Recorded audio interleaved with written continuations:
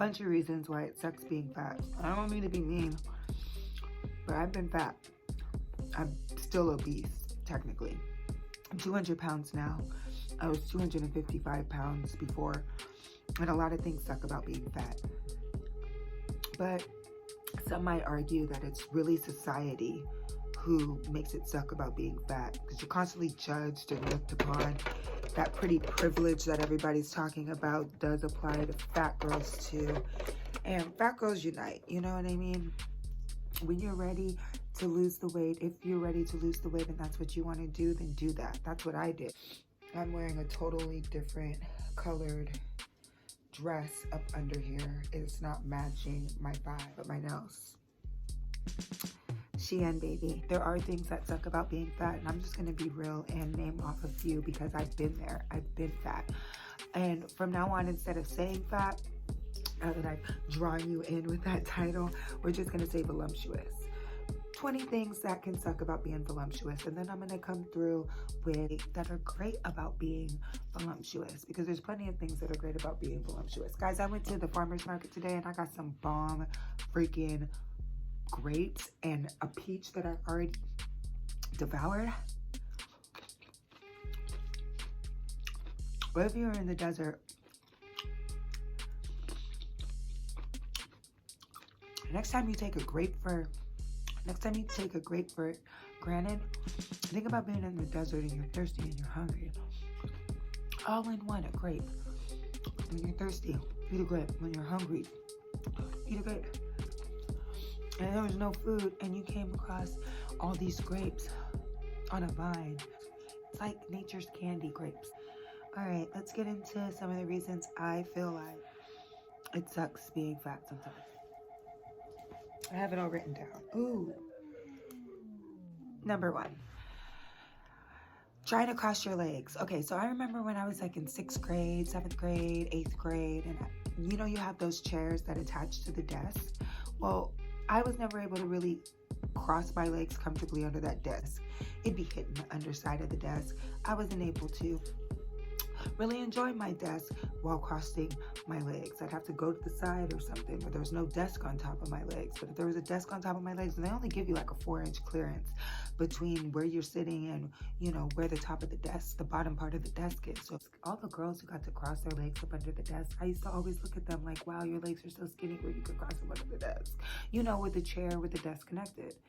And one summer I had like a comeback summer where I was getting my Babysitters Club and my Sweet Belly High. I said, I'm coming back bad, okay? So I lost a bunch of weight over the summer, and I wore my little thrift store little dress, and it was bright orange, and I wore them with heels and everything. Yeah, and I lost a bunch of weight, and yeah, it was really cool because everybody was like, oh, you lost all the weight, and I was like, yeah. So I had my comeback summer moment, and I was able to fold my legs up under the desk. Bending over to touch your toes. That can be really hard when you are painting your toes. Can be really hard when you're big. Stretch marks are never fun because mine got like varicose veins. Okay, so backstory, like my highest was like 257, 59ish, but I always say 255. So like my highest was like 255, and I'm 5'9", and I think at any height, 255 is kind of, you're pushing it. It was from like 2019 to show you the difference between then and now. And so that's why I'm speaking with authority when I say certain things about being voluptuous do suck from time to time. Stretch marks. My stretch marks got really, really dark the more like I was expanding. Like I've always had stretch marks. I don't know if anybody can relate, but I've had stretch marks since I was like 12, 13 years old. I remember in like 6th grade, I had stretch marks. And over the years, they got, you know, lighter, and I've just always had them, so it never bothered me. Well, it bothered me, but it lightened up over the years. But when I gained all that weight in 1 year, and mind you, I was like 135 pounds at my smallest, and I went all the way up to 255. So my veins, my stretch marks look like varicose veins. They were dark, super noticeable, just really gross looking. It wasn't cool. But once I've lost this weight now, they've all lightened up to where you can barely notice them. So stretch marks suck when you stretch and you get voluptuous. getting off the floor. Like, I would have to have people help me to get off the floor. Like life alert. Like I said, painting toes, bending over to touch your toes, wiping, washing feet in the shower. The fat roll that just hangs in clingy clothes, that just like that fupa they call it. I don't like the term fupa. It's a stomach, like your gut hanging down.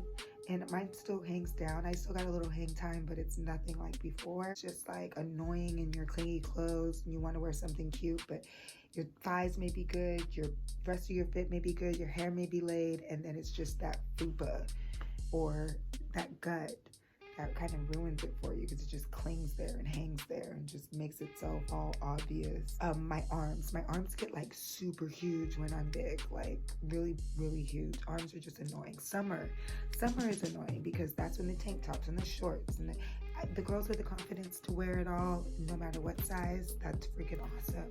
But me, I would tend to feel uncomfortable making excuses not to go swim. Because you gotta walk up those stairs with your butt and your body. And when you have to get out of the pool, the getting out of the pool, am I the only one? I don't like the getting out of the pool because I feel like everybody's eyes are on you.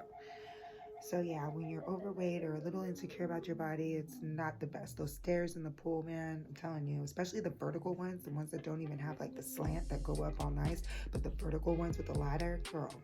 Double chins. My double chin is kind of going away, but you could still see it. So, but before it was like really, really pronounced, and like, yeah, the double chin thing. I remember a friend of mine back in the day was like, oh, you're not fat unless you have a double chin. And I never had a double chin. I always remembered that. And then when I got a double chin, I was like, wow, I'm voluptuous. Telling people ahead of time that you haven't seen in like a year, that just see you on your cute Facebook angled photos, wants to get together with you, and you're like, look, I look a little different. Like prepping people before that haven't seen you since your weight gain to let them know that you look different. It's a thing. Trying to make your plate look dainty when you're out in like mixed company. You're at a pool party, you're at a barbecue, you're at mixed company, and you're trying to make your plate look as dainty as possible, even though you know you want 2 scoops of that potato salad, 3 scoops of them baked beans, and 3 or 4 ribs. You're gonna get 1 rib, you're gonna get a half a scoop of some potato salad, and you're gonna get a small piece of bread. It's like, or some corn or whatever. Like, it's so fake.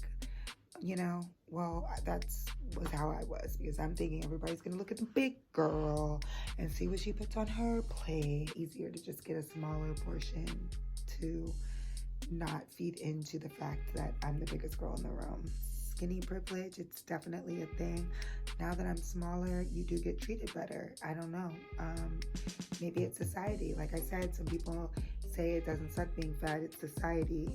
Being in society that sucks about being fat. Like the way people judge you, the way people treat you, a little different, So I get it, because both ways there is a privilege about being smaller, shapelier, as opposed to being voluptuous. You remember when you were younger and you could put like your middle finger and your thumb around your wrist?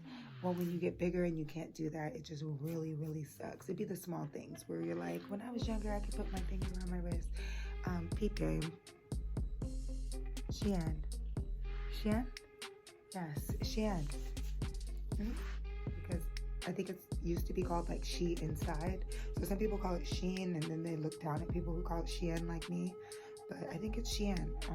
Anyway, any other things that kind of suck?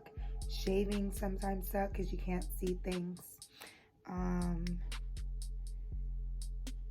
Sleeping, having to move like fat out of the way so that you could sleep comfortably, like whether it be under your chin, if you're sleeping on your stomach, or if you're sleeping on your side, and moving different parts of your body to accommodate you while you sleep.